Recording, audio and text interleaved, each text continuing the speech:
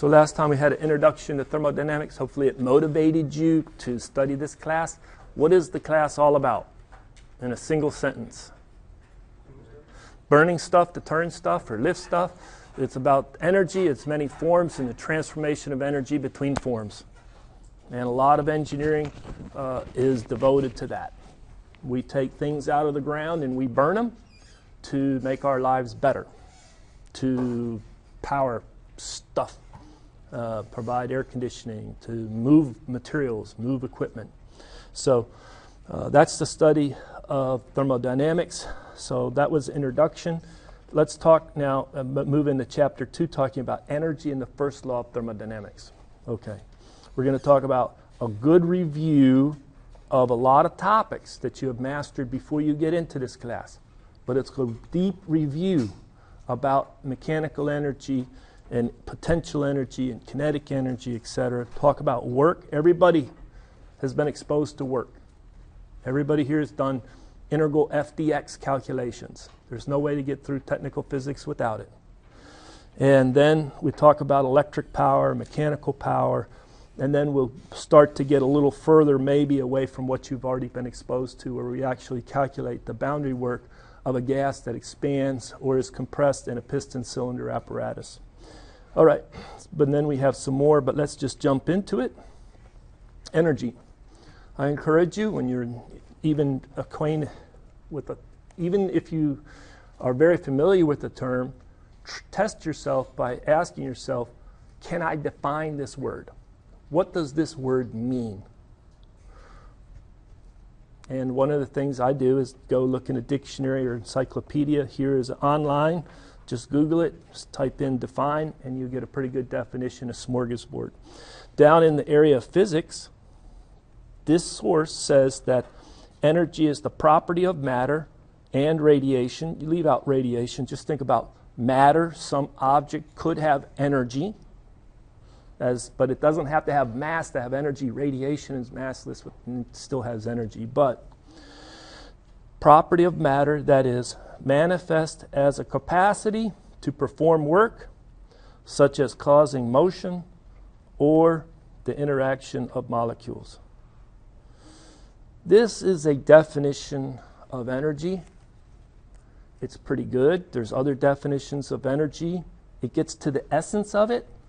But when you get to Thermo 2, I hope you struggle with it a little more and you find that that definition of energy is slightly lacking. But it's still good. Okay? Let's do this. This whole book, Thermodynamics, maybe I have a copy of the book. No, I didn't bring it. Maybe you've already started reading it. And what did we say the whole course is about? Energy, its forms, and the transformation between forms, and often the limitation of the transformation between forms of energy, right? You would think that you have a very clear definition of what the term energy is. So, in your textbook, find the page of this textbook where energy is clearly defined. You won't find it. Think about it. Search for it. But ask yourself that question. Wouldn't the author of a textbook on thermodynamics, which is all about energy, clearly define energy? It's a tricky term. It's a really tricky term. Let's do this now. Let's go down here and ask this form. In mechanics, energy is the capacity to do what? If you had a multiple choice question. In mechanics, energy is the what? Which answer do you think is best? To cause heat transfer, to do work, to increase elevation, to increase momentum, to increase speed? If you had to just pick one, pick one. You like B, to do work? Okay. If you do work, you can take something that has some weight in a gravitational field and increase its elevation. That's usually one way that we say, oh, work is lifting something. Or work could be taking something and make it move faster, increasing its angular or linear momentum. Or making it move faster, which is the speed, but you multiply by the mass, you get its momentum, linear momentum. So probably the best answer is to do work. All right. Well, what's under this other box? Take a look. In thermodynamics, this class, which is not just interested in mechanics and the mechanical forms of energy, but all forms of energy. In the study of thermodynamics, energy is the capacity to cause a heat transfer, to cause a work transfer, to increase the temperature, to increase the pressure, or to produce a physical effect. Let me pause, and I want you to give me your best answer by writing it down on your piece of paper, and I'll walk around and see what you get. So a lot of us have a lot of exposure to energy in the form of the study of mechanics. And we did already know about the conservation of mechanical forms of energy. But then you probably said, hey, if there's some friction, there could be some loss of mechanical energy. Where does it go? Well, it goes to a form of energy that's not desirable. Thermal. Remember we did that yes time? Just take your two hands, go like this. Yes, that is increasing the temperature of the surface of the skin of your hand. Your thermocouple, you can measure it. So thermodynamics is more generalized, all forms of energy, not just the special mechanical form of energy.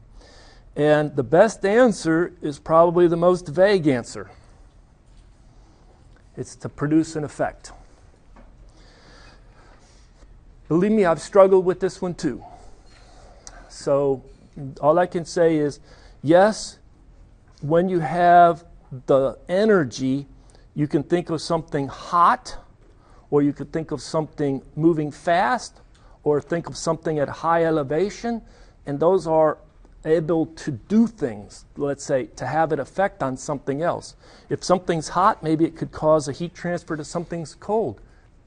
Maybe if it's moving fast, it could help something else move fast by slowing down and transferring something to the other object. Increasing temperature would be the result of a heat transfer. Increasing pressure by maybe by compressing a gas or something. But really, it's to have a physical effect is the best answer. It's the most vague answer. Some people got it correct, and everyone that got it correct, I think I asked if you watched the video before. Because it's like, which one is best answer? It's pretty hard to answer this question. So in the study of mechanics, we had what forms of energy? You had kinetic energy, KE. If I said, tell me what is the kinetic energy of a system of mass m, you'd say, not only do I need to know the mass, but I need to know the speed. Is that the kinetic energy? You remember that? Perfect. And also we have the gravitational potential energy. Often they neglect gravitational, they just say the potential energy because you want to have two words to be two words and there's more parallelism. And so they never put GPE, but just PE, so the potential energy. What is the potential energy of an object of mass m? G, mgz or something like that, mgz. So the elevation in a gravitational field from some datum point, some reference point, and then you have gravitational constant, and then you have the mass. Those you've pretty well committed to memory, have you not? Yeah. In mechanics, you can study the conservation of mechanical energy. So here's a problem. This is a problem that you would have solved in a prerequisite class. So you start with an object at rest at state 1 up here, but it's at high elevation. And it has a given mass, m, of 150 kilograms. It's at rest. And now it slides down a 10-meter slippery ramp. Slippery meaning, what are you going to neglect? Friction. You want to neglect that. The ramp is at an angle of 30 degrees. The air resistance and friction between the mass and the ramp are negligible. G, acting straight down, 9.81 meters per second squared. And you want to determine the velocity of the object in meters per second, units of meters per second at the bottom of the ramp. Well, when it gets to the bottom of the ramp, you would call that state 2. And you'd want to solve for V2. That's what you want to solve for, V2, right? How would you solve for V2?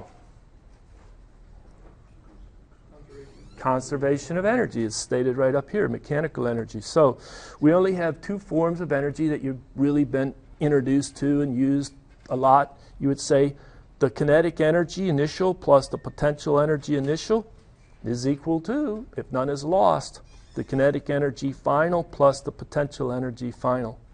That's an energy balance statement, true? And then we would substitute, we say, okay, what about the initial kinetic energy? Well, that's 1/2 mv1 squared, but what is v1? 0, so the initial kinetic energy is 0. But we have a high potential energy, right? And really maybe you want to put PE1 minus PE2 over there. That's equal to KE2. So PE1 is the mass, which is not changing as it slides, gravity, which is not changing as it slides, times, then you had the initial height minus the final height, z1 minus z2. That's this distance, z1 minus z2, or that height change. And what is that height change given this is a right triangle with hypotenuse? This hypotenuse is 10 meters, isn't it? Somebody was just telling me, I got students that can't get the right side of the right triangle. They don't know if it's sine or cosine. So I'm just going to pause. Don't look at your neighbors. Tell me what this delta z is in terms of the hypotenuse and the angle 30 degrees. Write it down, please. So anyway, this is the 10-meter hypotenuse times the sine of 30 degrees. True? Good. And then we put in our 9.81 for G. We put in our mass.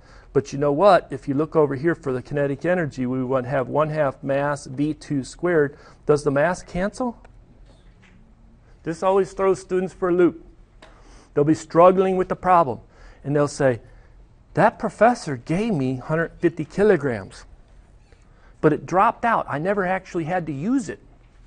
I must have an error. What do you think? Sometimes I like to put into the problem. It slides down on January 1st at 12 noon. What do you think? Does it matter if it's January 1st, 12 noon? No, it's irrelevant. Unfortunately, I'm just letting you know. Sometimes I put completely irrelevant information in the problem. It's not needed. So don't get tripped up on that, right? All right. So you could solve for V2. I'll let it go at that point, okay? All right. Now we talk about work. What is work? Yeah. So here's the classic one, right? I want to do some work. I take an object, here's in my hand. The object is a pencil. And what did I just do to that object? It's just a little 4-letter word, starts with L. I lifted it, lift the object, right? Did my hand do work on this object as I lift it? So the system, remember we had a big deal. Oh, what's our system? We have to be clear about what are we studying. So often we take a system like this, an object. What could it be? A pencil, a pen, a heavy ball, like a billiard ball or something, right? Think about that. And then my hand does something to it. My hand could exert a force to push it horizontally. My hand could exert not just the force enough to hold it at rest, to support it in a gravitational field, but actually lift it in the gravitational field. My hand is not the system. My hand is doing work on the system. See that? So there's something in the surroundings, my hand, lifts or pushes the object to accelerate it. So we start and we say, let's consider accelerating an object. Well, let's make it easy, get gravity out of the picture. So we're just going to accelerate in the x direction. So gravity over here is in the y. Okay. We're going to accelerate it on a frictionless table. No friction. So you say, I'm going to apply a force. That's the only force in the x direction on this object. I'm going to neglect wind, aerodynamic drag, all that, no friction. So what's going to happen to the object if I apply the only force F on this object to mass m? It's not a trick question. What's going to happen to it? It's going to accelerate.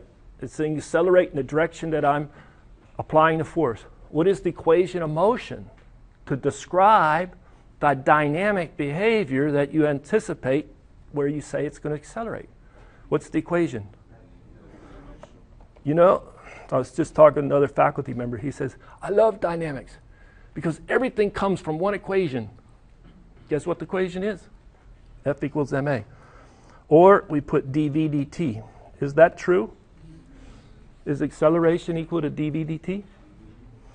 And I'm really interested in is getting this work equal to a change in the kinetic energy. But how do I start from F equal ma and get work equal to change in kinetic energy?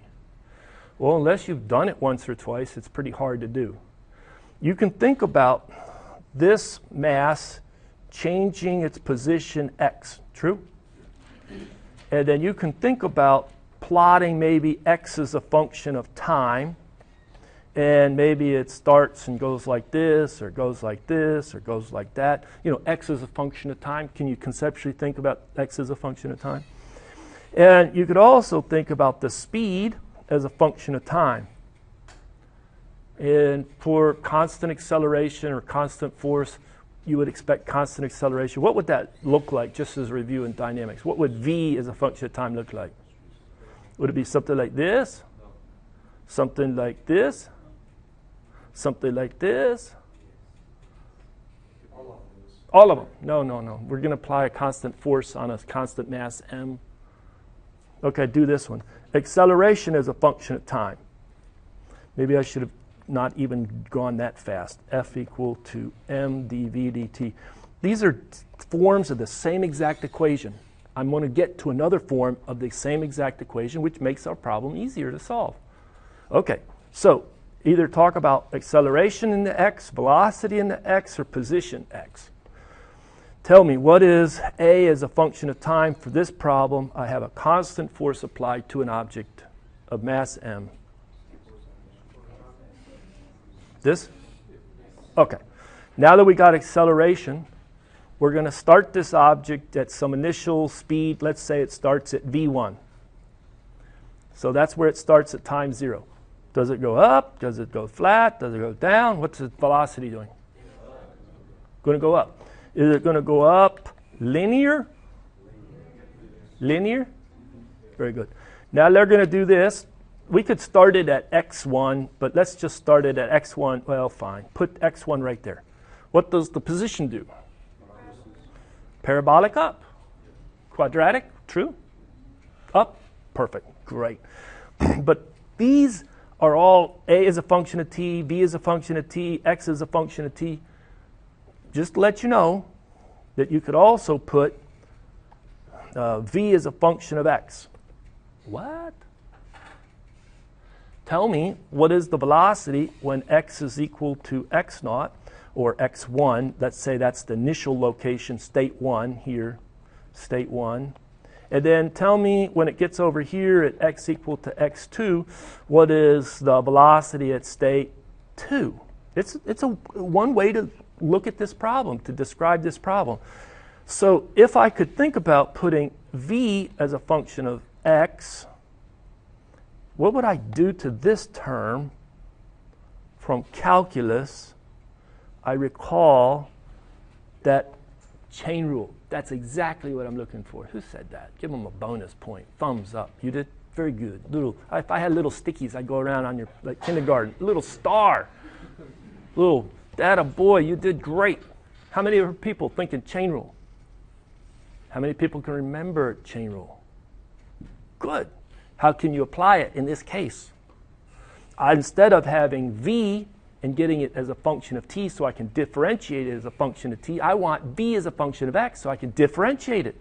But I don't want to mess up the math. I've got to be true to the math. Think about dv dx dx dt. Is that equal to dv dt? Calculus, it finally pays off, right? Isn't this true? So I can replace m dv dx dx dt. Did I break any rules?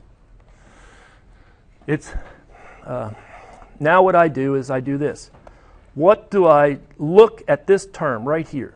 Dx dt. What is x? It's location of my mass. Does it change as a function of time? Sure. Somebody just said it goes like this. X is a function of time. What is the name, another name for dx dt? V. So what you do is you replace that by v.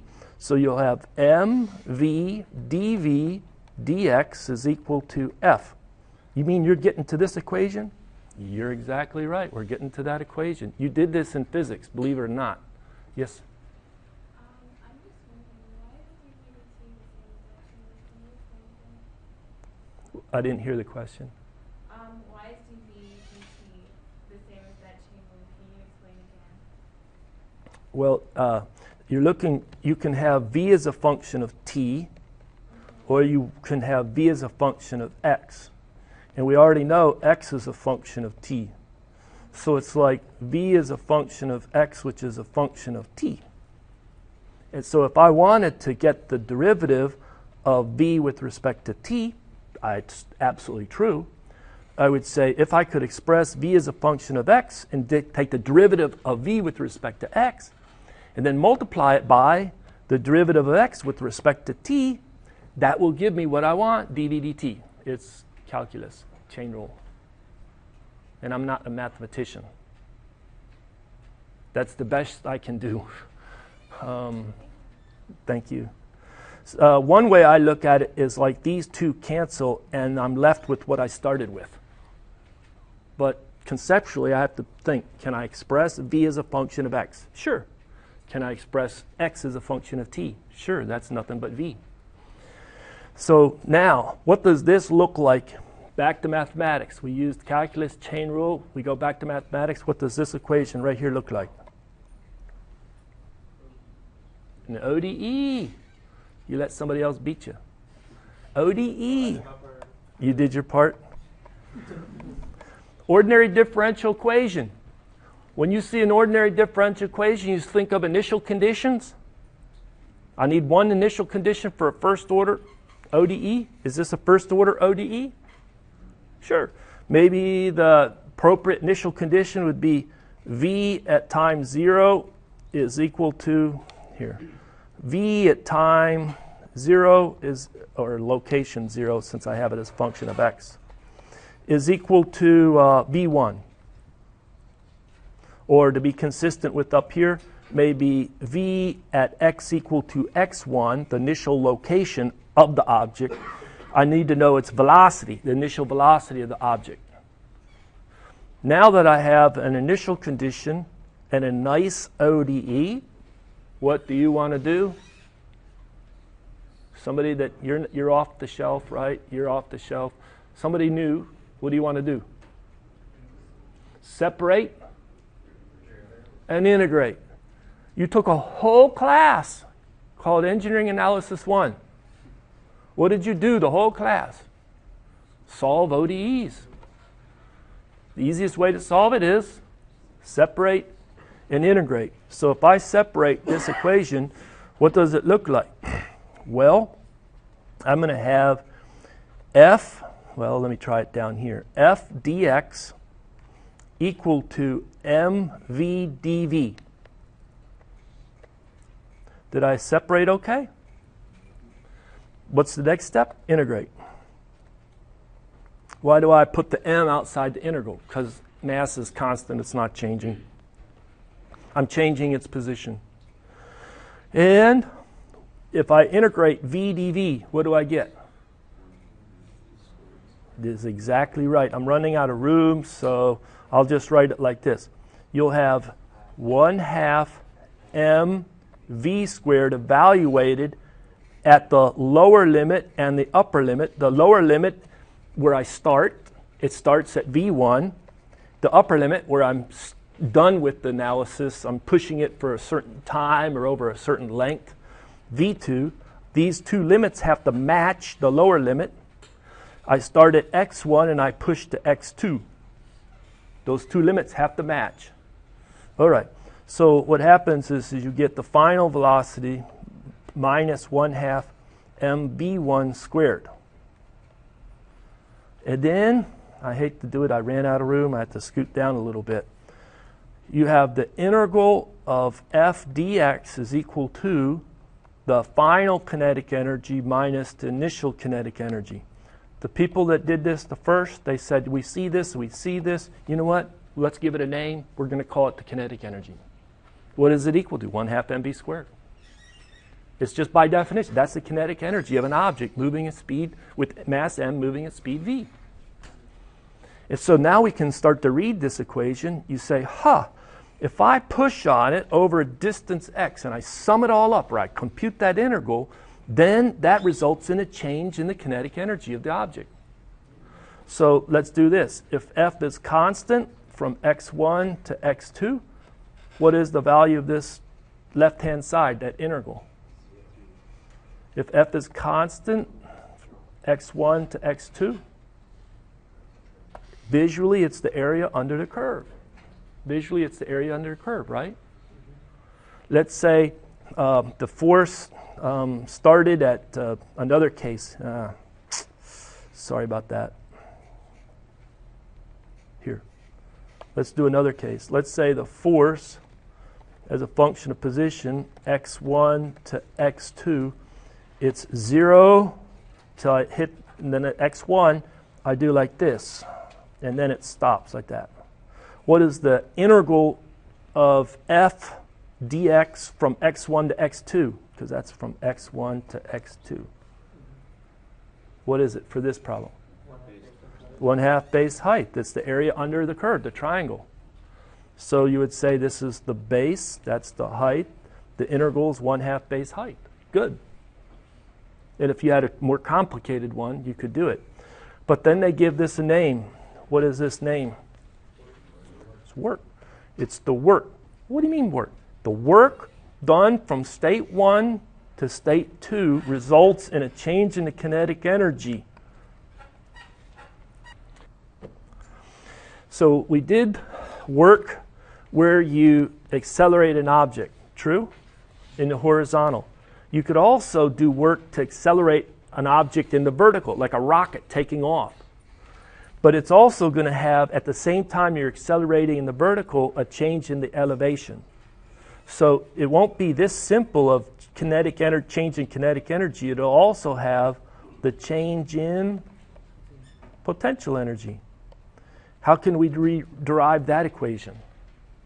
Well, it's tedious, but you can do it. Go ahead and introduce a coordinate system. Probably put x in the direction of what you have to just pick one direction. Or maybe I'd put it z here. Put z, that makes more sense. And we'll start with our object right here. And we'll put it with v1 upward. And v1 could be 0. And we'll have it at z1. And then at z2, it'll have a different velocity, or potentially different velocity, v2. Just leave those as what you might say are variables. Okay. Often v1 is 0, but doesn't always have to be.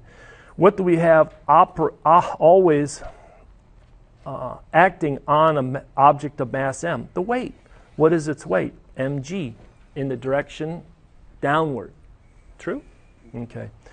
But if we apply a force on that object and it acts through a distance, dz, that will have done work.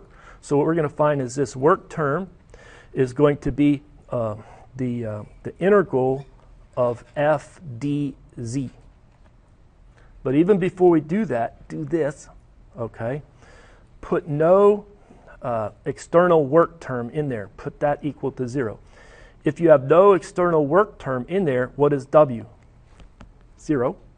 And now what do we have? We just have that first equation we just used. It's a conservation of mechanical energy because I have no work coming in and adding to the energy of the system. Make that equation and then add in the work and build. I use this phrase often. How do you eat an elephant? One bite at a time. How do you pass Calculus 1? One little step at a time. What was your hardest class so far in your academic career? Dynamics? Okay. Anybody else?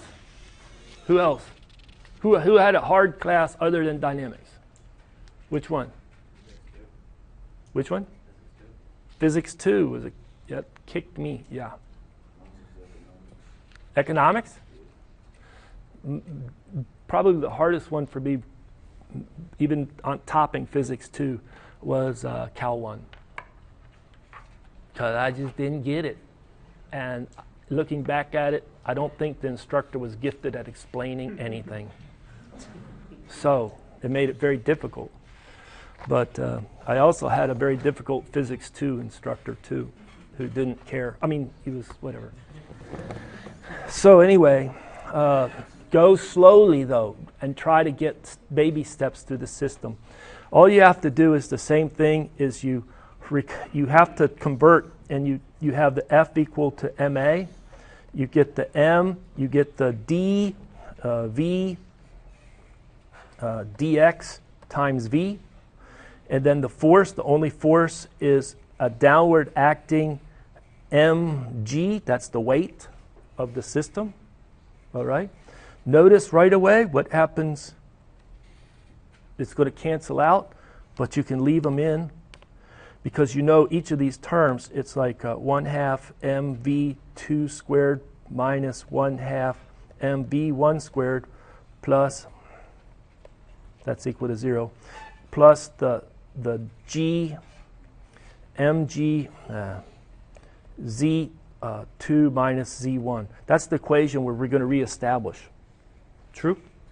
All right. Leave the mass in there, but even in this equation, the masses can all cancel.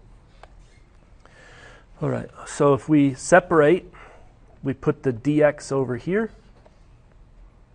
We integrate.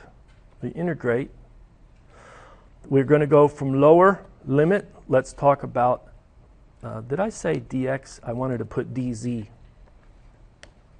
dz. From z1 to z2, from v1 to v2, right? Okay. So you'll get minus mg z2 minus z1 equal to 1/2 mv2 squared minus 1/2 mv1 squared. I'm doing it a little faster because it's the same steps. Only thing different, we only had a constant weight. Boom. And when you bring this over to the other side, 0 is equal to 1/2 mv2 squared plus mgz2 minus 1/2 mv1 squared plus mgz1. And then they did some name calling. They said this is the final kinetic energy, the initial kinetic energy. Final potential energy, initial potential energy. And so the sum of the kinetic energy final plus potential energy final is equal to the kinetic energy initial plus potential energy initial. That's a conservation of mechanical energy. All right. What happens if you put a non-zero work in there? You'll get this term. The work is the same integral f dz, or dx. So lifting and accelerating an object gives you a more general equation. So it's like I go slowly, build it up.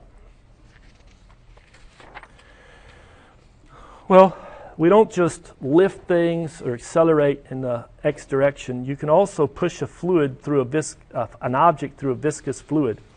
So think about an automobile going down the highway. You're driving to Houston, right? You get up to 60 miles an hour. No, 65 for you. You're at 65 miles an hour. You're driving all the way to Houston, constant speed, right? And the engine has to overcome aerodynamic drag, plus wheel bearings and other drag forces or friction losses. But if you just think about the aerodynamic drag, you have to have the power of the engine and we use W dot often as a symbol for the rate at which work is being done. That's power, mechanical power. That would be given by, to balance the aerodynamic drag losses, the drag force acting on the object, F of D, times what from dynamics?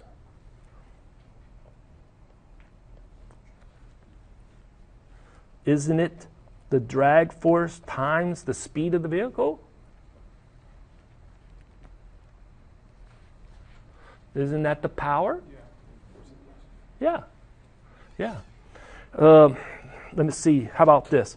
We know that the work is the integral f dx or something like that, right? Do this. Differentiate the work with respect to time. Isn't that the power? Okay. Differentiate with respect to time the integral f dx. The only force is the constant drag force. I know I'm going to butcher some mathematics here. So I'm going to slip that derivative inside the integral and apply it only to dx. And we get f dx dt, which is force times the speed. The drag force times the speed of the car. I'm confident this is covered in your dynamics text. All right, so that's to push an object through viscous fluid. Think about aerodynamic drag. How about to turn a shaft? You have a shaft. Well, the work associated with turning a shaft is similar to the integral of f dx, but instead of being the integral of force times a linear displacement, what do you think it is? Times an angular displacement, And so back in dynamics, we talked about the location of an object, the speed of an object, the acceleration of the object if it's linear. What are the three things for angular systems? What are the parallels? What is the parallel for acceleration? What is the parallel for velocity? What's the Exactly. So it'd be theta for the angular displacement. What about the angular speed? What do you like to use? Omega. Omega is often used. And then for the acceleration, another Greek letter for the angular acceleration, instead of A, it's corresponding Greek alpha.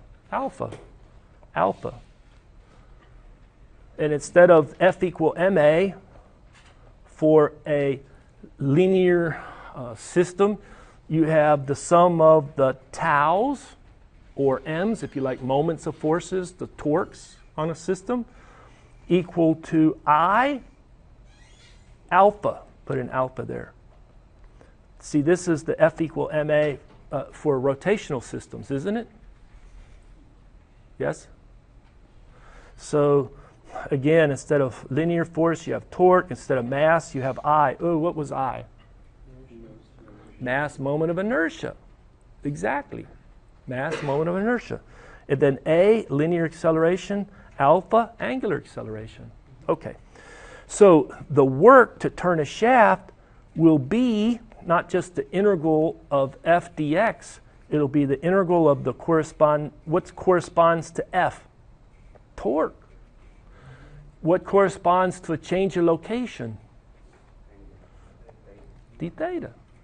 Right. Yeah, exactly. And then what about if it's a power rate with respect to time for a rotating shaft? What's the power in rotating shaft? It's just like what we did here. You just put a time derivative, take it inside, think about a constant instantaneous torque, and then you have d theta dt, which is, that's right, omega. What is omega? Rate of rotation, rotational speed.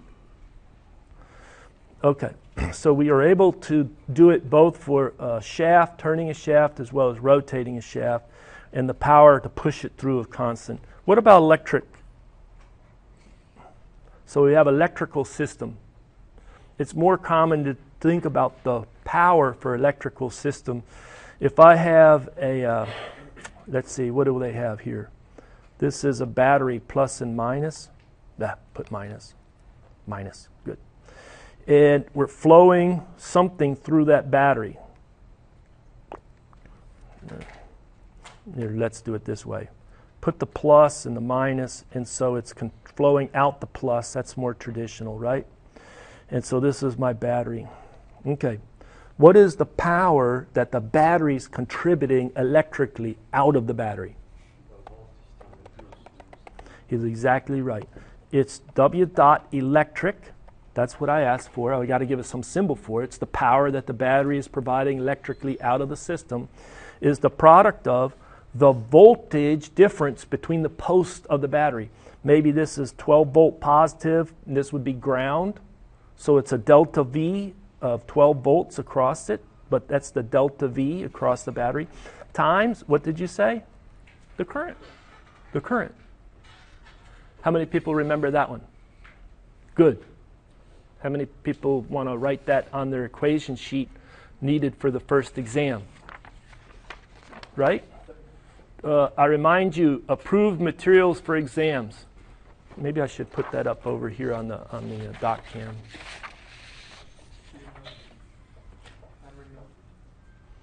Textbook appendices and one 8.5 by 11 sheet of paper with your handwritten notes. Does that mean I have a friend handwrite their notes and then I photocopy it?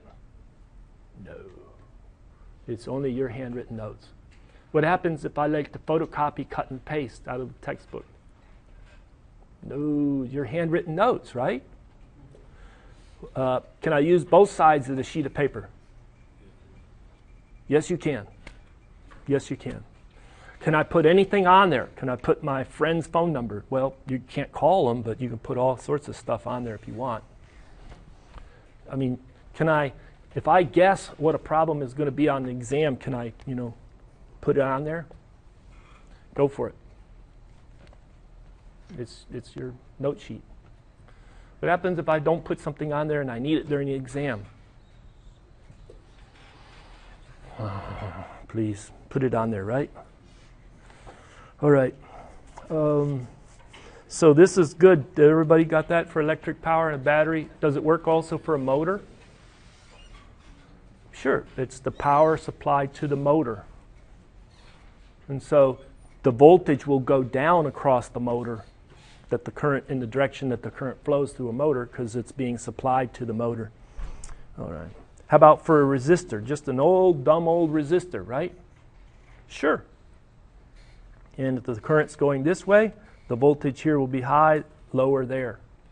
It's dumping in and making the resistor hot. I just did that. What about expansion of a gas? So we think about our piston cylinder apparatus, and we think about the gas being trapped is our focus of the study, and we expand it to a different location. If you expand it to a different location, it pushes back the face of the piston, and what you want to do is you want to calculate that work as the integral P dV from V1 to V2. Maybe it starts high pressure, it goes to low pressure, and that work visually is the integral of PdV from V1 to V2. Often I like to put 1 to 2 as a subscript for the work. Sometimes I'll put work 1-2 to not be confused with work at state 12 or something like that. It's from 1 to 2. But I'll do both of those. Okay. What about the power for expanding gas? Well, you could do that. You could do the time rate of change of the work with respect to time, but it's rare for a piston cylinder. It's more of just calculate the work for a process. So, all right. So what is work? You should have a nice clean definition of work. Well, for our purposes, we're going to think of work done by a system on its surroundings. So in that trapped amount of gas, what was our system? The gas. What part of the surroundings does the gas do work on when it expands? It pushes back the face of that piston.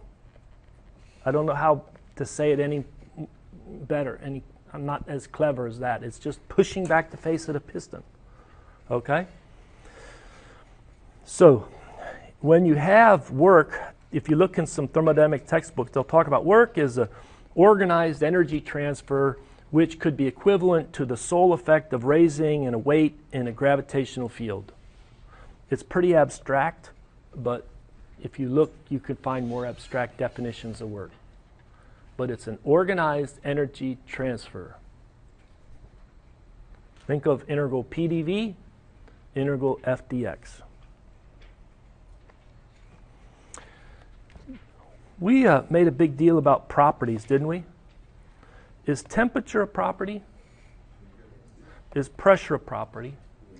Is mass a property? There's a lot of properties. Hey, work must be a property.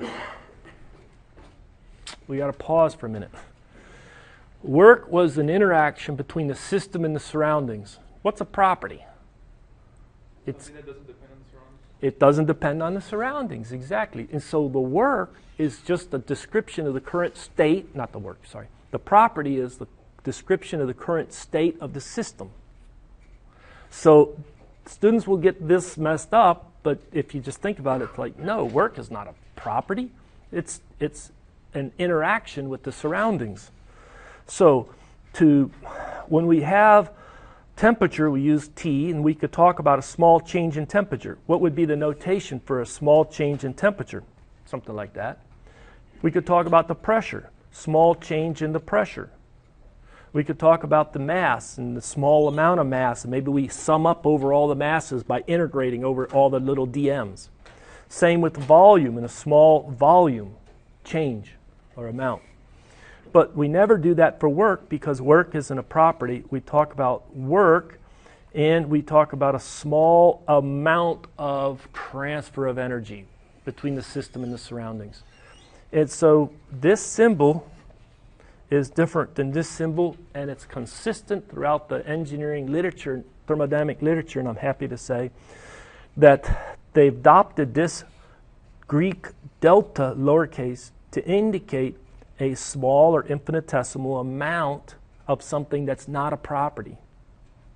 You can still integrate this, just like you can integrate, but because it might be confusing to think of, oh, dW, that looks like everything else, they put in this Greek delta. So it's an infinitesimal amount of work. Also, a lot of our systems are set up, the beginning of engineering thermodynamics was what we did was we burned something to initiate a heat transfer into a system in order to turn something which initiates a work transfer out of the system. So the sign convention, the traditional sign convention, is that work out of the system is positive.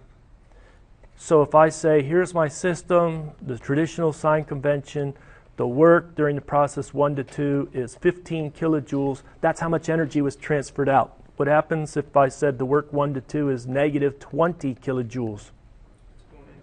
It's opposite direction, just like you did in statics and dynamics. Just opposite direction. But this always throws us for a loop. What are, laws made for? For people to break them. That's what they're made for, right? Of course, we like to obey laws, but still, what do you think traditions are made for? To help us most of the time, but just like laws get broken, traditions get broken, and unfortunately, this tradition gets broken a lot. Because you'll have a pump. Let's do this. Here's a turbine, T-U-R-B. The purpose of the turbine is, maybe a steam turbine, is take in some high pressure steam, high temperature steam, put out some low pressure, low temperature steam, and produce a lot of power. Mechanical work per unit time out. A lot of mechanical power. But then we'll have another system called a pump. What's the purpose of the pump? Take in some liquid at low pressure, put out some liquid at high pressure. You have to feed a pump power. And so because we get tired of saying, oh, I'm going to stay with the tradition and now the pump is going to have a negative work, A lot of times we just ignore it and we know the direction of the power for a pump. It's into the pump. So I hate to say it, but as soon as we establish that as a convention or a tradition, we then break our convention every now and then. So is the air going out of it negative or positive? So this would be a positive power going into the pump. And this would be a positive power going out of the turbine.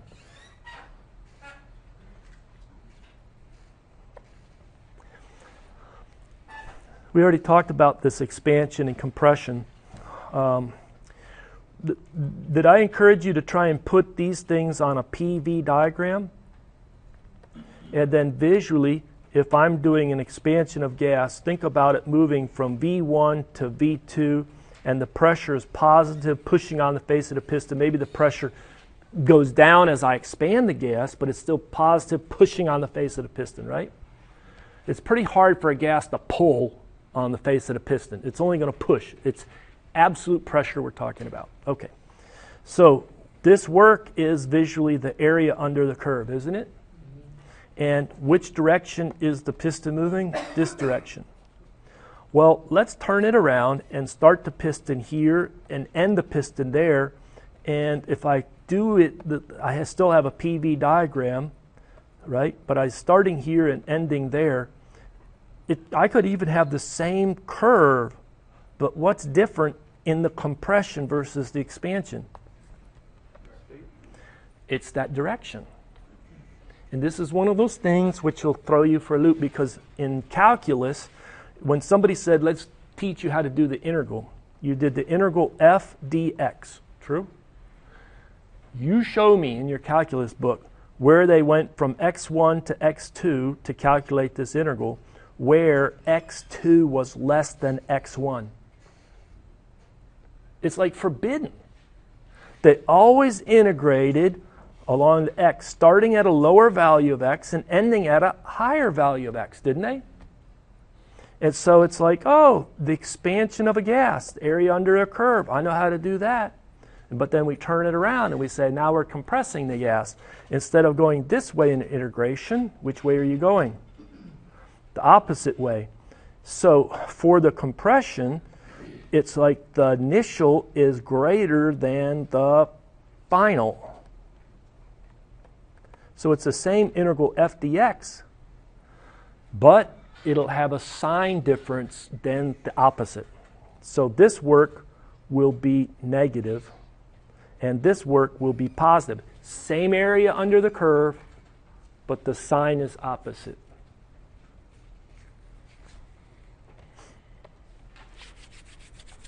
You want to take a break or what? Am I losing you? Are you okay? Deep breath, huh? All right, I'll press on a little bit. If you need to close your eyes and yawn, go ahead, but try to just, that's the nature of this summer, right? It's a long time to sit and listen to somebody, isn't it? All right, let's talk about a polytropic process. Well, this is one of those reasons that thermodynamics is hard.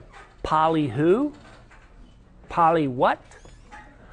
Brand new word, polytropic. And if I put it in front of everybody here and said, give me your best definition of what polytropic means, and if you've never taken thermo before, you probably are saying, I have no idea. Polytropic what? Well, anyway, it's a description of a process where you can have P, V to some n is equal to a constant. That's it. That's it. And guess what? In some cases, n would be 0. Some cases, n would be 1. Some cases, n would be a number about 1.4. And that's about it. But they could make up a problem where n is anything in between, any of those. It is like illogical to have n of a negative number, although somebody might assign a problem like that for homework or on an exam. And it's really illogical to have it such that it's a huge number. It's typically in this range. Often in this range, often it's 1.4. Polytropic process. I'm not going to try and explain why it's 1.4 for a gas, but that's what it is. Okay. Let's do this. Let's plot P as a function of V for the polytropic process when n is equal to 0. And let's start at this point. There's state 1. So I'm going to pause. I'm going to say, show me where state 2 could be on this diagram for a polytropic process and n is equal to 0. And then once you do that, do it. We're here. Here's state 1, starting it. Same process, PV. But n now is 1. And if you want to really get good, expand it and do it for n. Do the same thing. Start somewhere on the diagram at that P, that V, and 1.4. So I'm going to go ahead and pause, and then you do that, and I'll walk around and see how you do.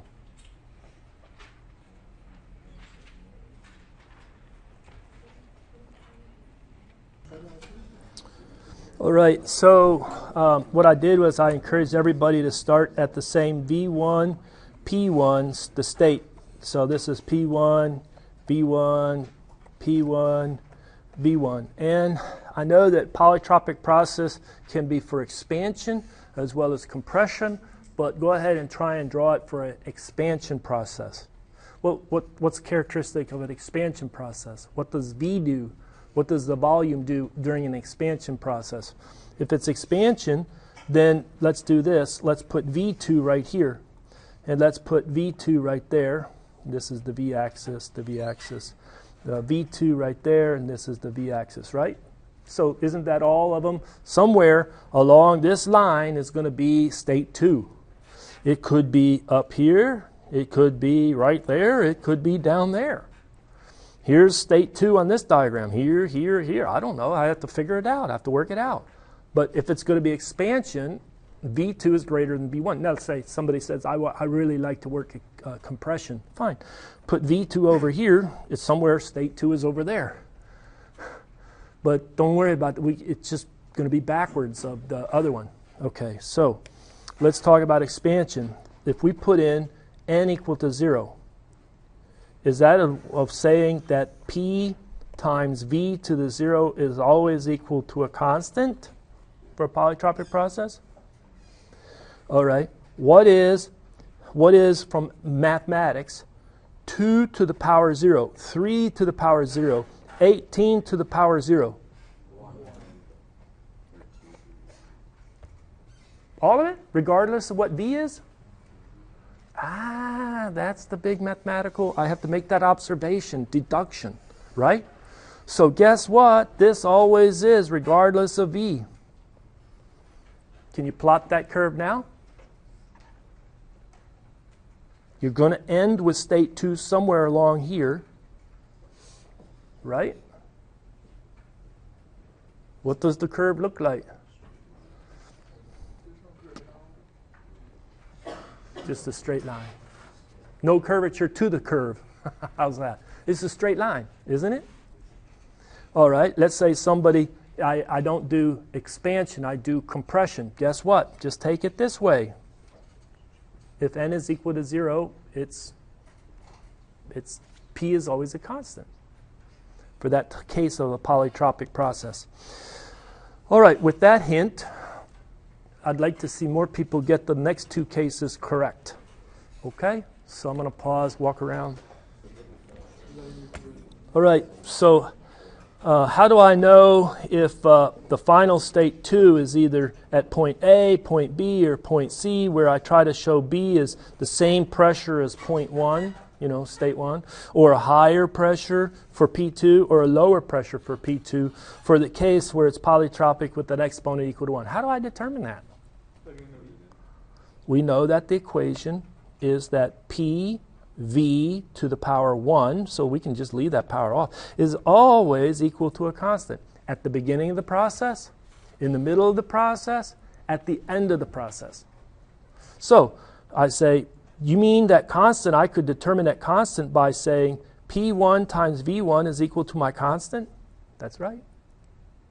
And, you know, it's always true, so that's the final pressure is equal to, the final pressure times the final volume is also equal to the initial pressure times the initial volume.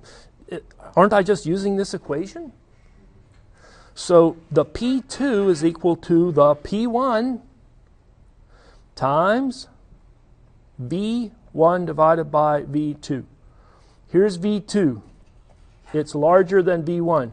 Can you tell me what is the ratio of V1 over V2? Is it a number greater than 1, equal to 1, or less than 1?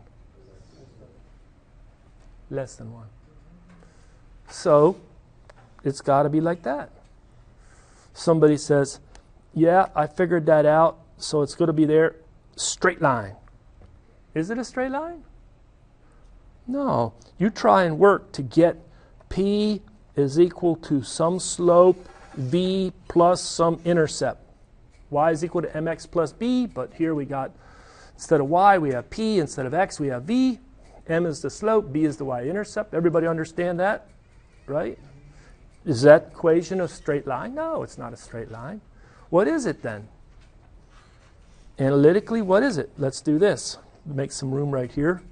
So what do? Is we say that we know P times V is equal to a constant. We could even put P1, V1 there for our value of the constant.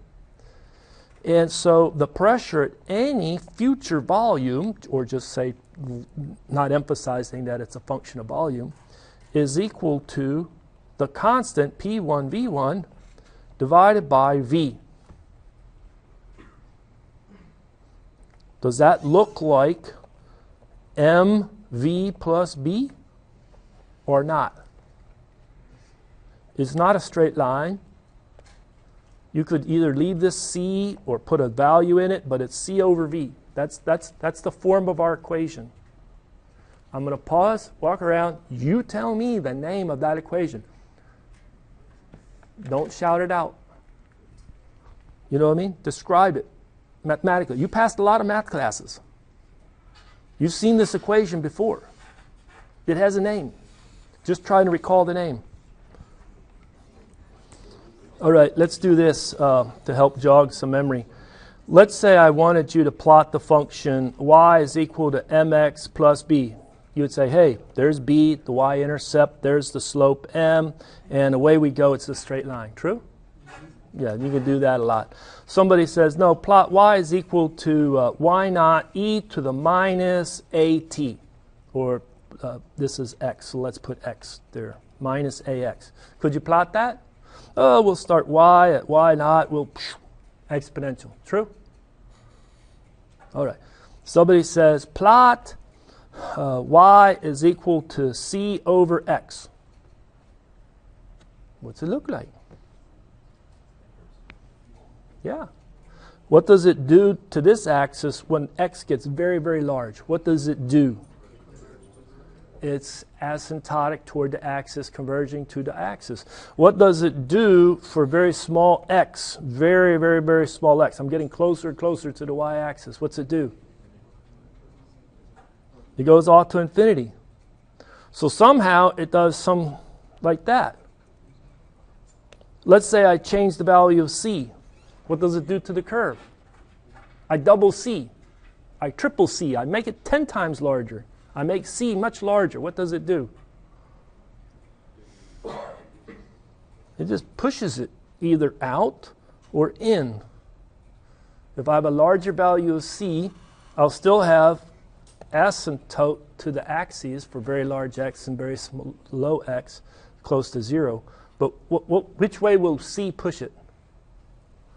Increasing c. It'll push it out. So this is a direction of increasing c. Maybe that helped jog your memory. Last chance. Anybody want to give a name to this? It's like a hyperbolic. And I know that term isn't kicked around all that often, but if you had to describe it, that curve, like a hyperbolic. It asymptotes. More important is the characteristic of the curve than the name of the curve, right?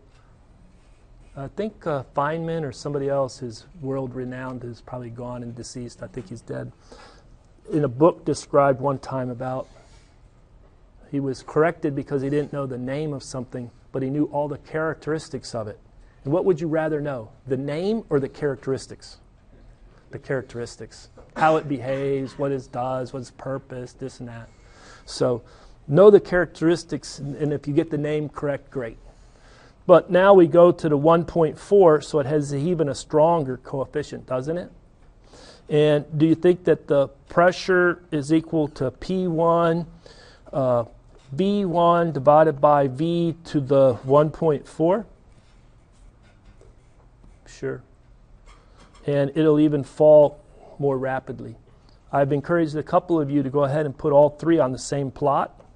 P is a function of V for our polytropic, starting at state 1. State 1. And it would be n equal to 0. N equal to 0 to state 2. Or some curvature to state 2, n equal to 1. Or even further down, n equal to 1.4 for the final volume at state 2. Guess what? We have a gas. It's trapped, or a fluid that's trapped. We can describe with good accuracy that it behaves as during the expansion process or even compression as a polytropic process. I want to calculate the work. I have to get the area under the curve. I hope it behaves with a polytropic exponent equal to n equal to 0. That area under the curve, isn't that real easy? That's the integral that you want on your final exam in calculus. But that's not the one that's often there on the final exam in calculus. What's the one that's often there? The one with this crazy exponent. So, I'm not going to do it today, but we'll have to do it, and it's in your textbook worked out. If I wanted to do the work 1 to 2, it would be the integral of P dV. When P times V to the 1.4 is equal to a constant, then what I can do is I can substitute that P is equal to a constant divided by volume to the 1.4, and I can get that the work 1 to 2 is the integral from V1 to V2, constant divided by V to the 1.4 dV. Can you do that integral? Brush up. Make sure you can do an integral like that, right? Not that hard, but make sure you can do an integral like that, okay? All right, I'm going to leave it at that. You can see I have way too many slides, and I'm not going to make it much further today. I'm going to leave this one alone. How many ways can heat be transferred? We talked a lot about work transfer, right?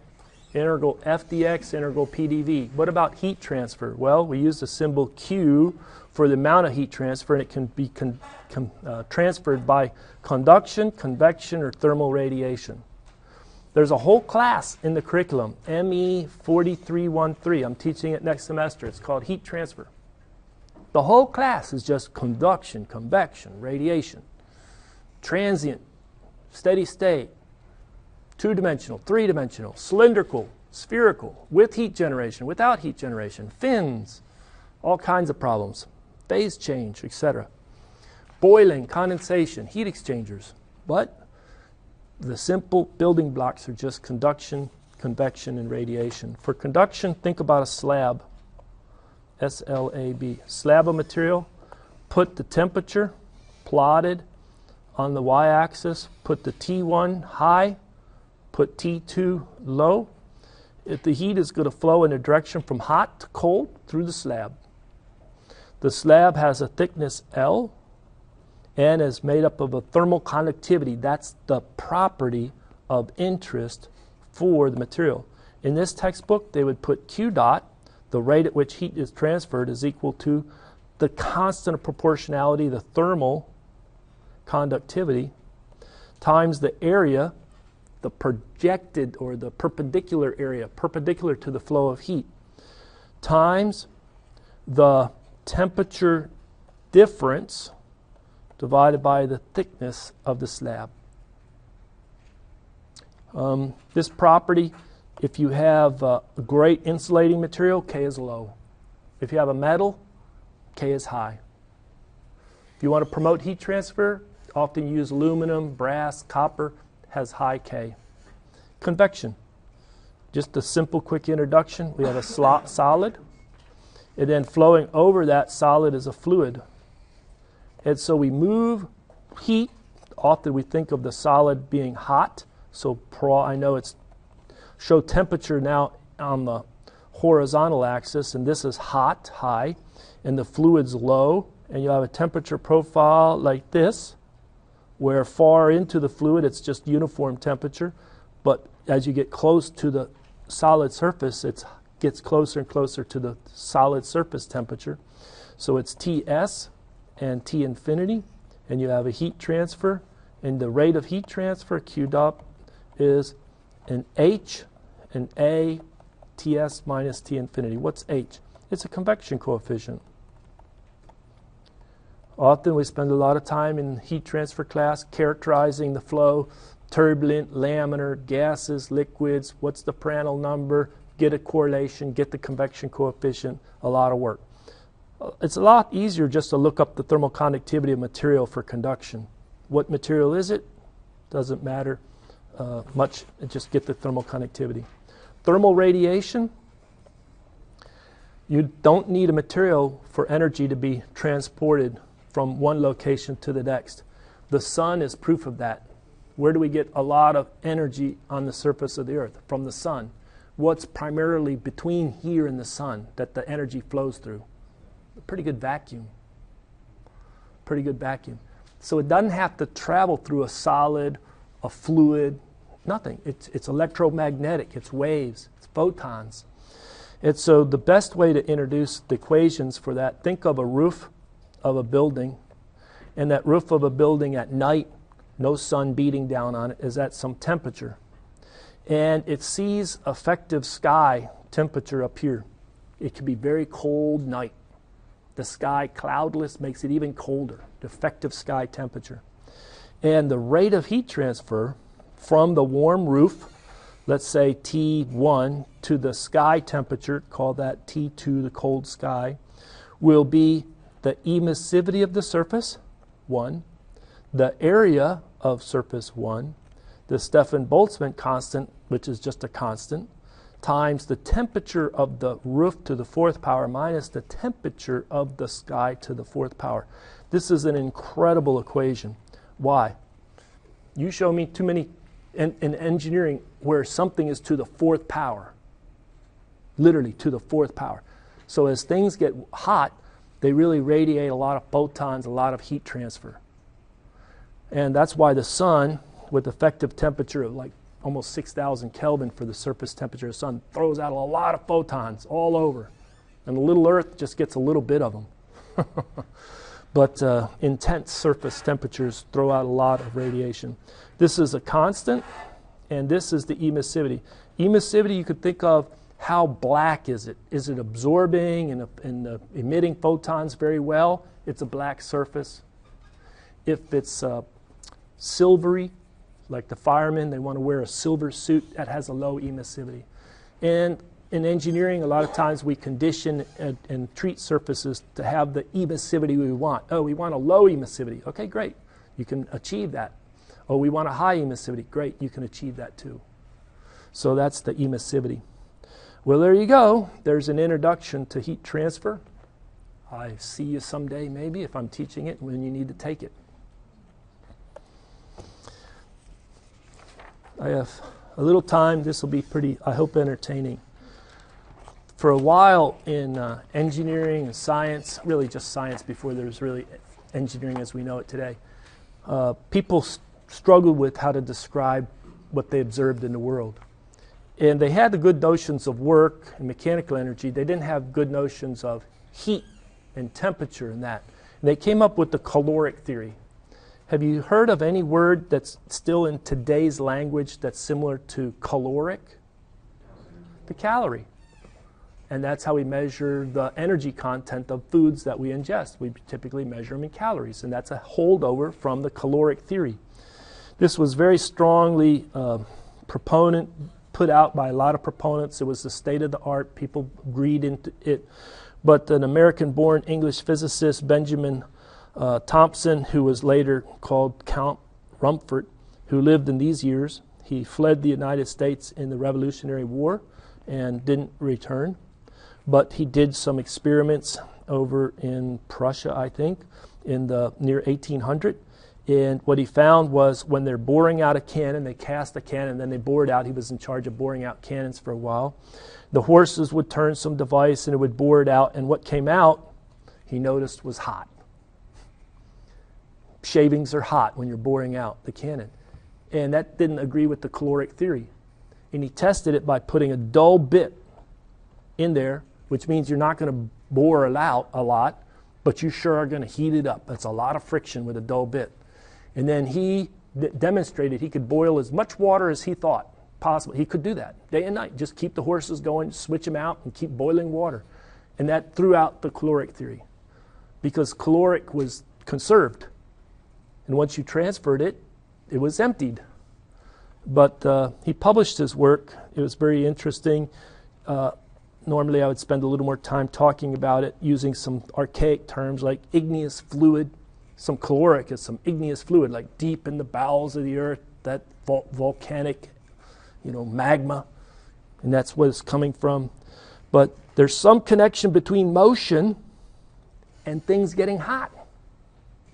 And they're trying to tie in that mechanical energy into thermal energy, that caloric theory. That wasn't that long ago in the history books, if you think about it. So you could look up the term igneous and look up the term caloric. It was this man who really nailed it down. There was a couple others that made significant contributions. Have you ever heard of the name Joule? We honor him to this day with saying in SI units, a joule is defined as, right, a Newton meter. So James Prescott Joule, an English physicist. This is, I believe, a picture of his work.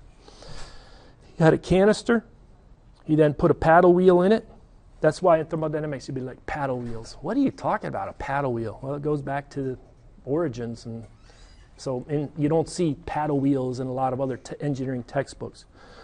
But he basically put in, by turning this shaft, the mechanical equivalent of heat. And he was able to get the water hot. And he made some very good measurements. He didn't just say, hey, I can get it hot like Count Rumford. He made some very good measurements. And he made the connection between the work and the heat. And that constant was not very far off. His numbers were very good. I think he reported 4.15 kilojoules is 1 kilocalorie. And after a bunch of experiments, that 4.15 got modified to 4.186 by more accurate experiments. But he was spot on, and they honor him to this day. And he was talking about, I take a weight in a gravitational field, frictionless pulley, connect it to this thing. It's going to exert a torque. I know the diameter or the radius of that shaft. I know the mechanical power. I know the work being done. And then my paddle wheel with a temperature measurement. I know how much heats up in a well-insulated container. And that's how he did the mechanical equivalent of work to heat or caloric. Okay. Fill in the blank. I would normally ask a question like this. Say, who conducted experiments in what year with the paddle wheel to measure the mechanical equivalent of heat? Which one do you like? We got James Joule here, James Joule there.